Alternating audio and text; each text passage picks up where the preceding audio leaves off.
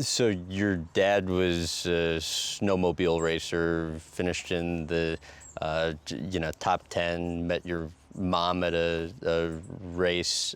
They had a variety of businesses when you were growing up, oil change garage, coffee shop, drywall company, commercial glass business. What do you know about what all the work entailed? Well, I think that's probably why I'm very entrepreneurial based, because I saw that. I saw You think that so? growing up. Yeah, I think so. Like, I'm the kind of person that thinks, oh, I love health and fitness or something, and like, a workout, I'll just write it. Or food, like, oh, I'll just create a product and sell it. Like, I'm always thinking of doing it myself. Like, how do I take this on myself? How do I create the business for myself instead of work with someone else? Well, it's going to be a tough race. We'll have that luck on our side.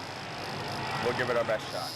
Your dad, I think, was working 7 days a week at the time, really long hours. Your sister, Brooke, was telling me the other day that she basically doesn't have a memory of your dad that predates when you guys were racing. And I think you guys started racing at like 8 and 10 years Yep, old. that's right, How true is yeah. that for you, too? Definitely, he was gone before we got up in the morning.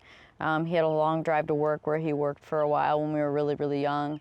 And then I guess based on that long drive home and mom probably putting us to bed at 6 p.m., we didn't see him when we, at the end of the day either.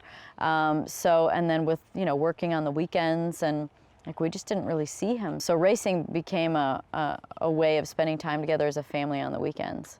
That's why we started. The differing roles your parents played in your career over the years would be what? Mom is referee, and she would say that. There was plenty of times we would be driving home from a go-kart race and, everybody's crying and dad's yelling and critiquing me, judging me on what I didn't do right.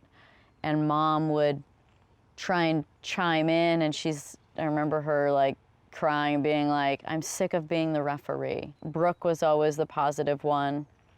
Dad was always, well, I guess, I wanted to just say negative one. I mean, yes, he was, but He was the emotional one like you. yeah, and irrational.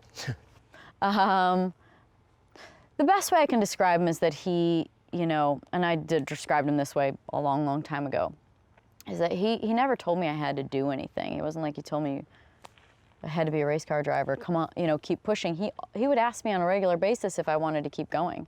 He's like, if you want to do this, I'll help you. He's like, if you want to quit, that's fine.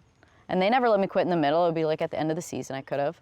And no matter what I did, whether it was, coach pitch, t-ball, basketball season, racing, finish whatever you've started, at least for the season. And I always said I wanted to do it. He's like, all right, well, I'm going to help you do it then. I'm going to help you do it the right way. And so I described him as a puller, not a pusher.